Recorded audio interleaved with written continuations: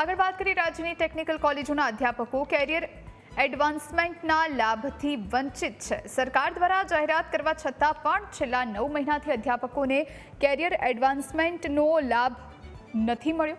અધ્યાપકોએ અનેક રજૂઆતો કર્યા પછી 2024માં સરકારે CASનો ઠરાવ કર્યો હતો। આ ઠરાવને 1 વર્ષ થવા છતાં હજુ સુધી અધ્યાપકોને આ સ્કીમનો લાભ નથી મળ્યો। લાભ ન મળવાના કારણે અધ્યાપકોને સિનિયોરિટી પ્રમાણે 50,000 રૂપિયા સુધીનું નુકસાન વેઠવાનો વારો આવ્યો છે।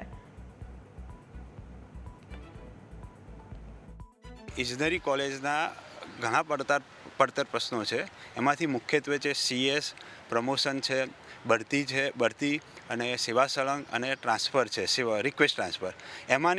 એમાંનો એક મુખ્ય અત્યારે જે મુદ્દો છે CS એટલે કે ઉચ્ચતર પગાર ધોરણ, જેનો ઠરાવ AICTE કર્યો હતો એનાથી 5 વર્ષ પછી ગુજરાત સરકારે કર્યો છે। એને બી એ ગયા સાલ 1/3/2024ના રોજ કર્યો હતો, એટલે કે આશરે 1 વર્ષ વીતવા છતાં એનો લાભ અમારા મોટા ભાગના અધ્યાપકોને હજી આપવાથી એ વંચિત રહી ગયો છે।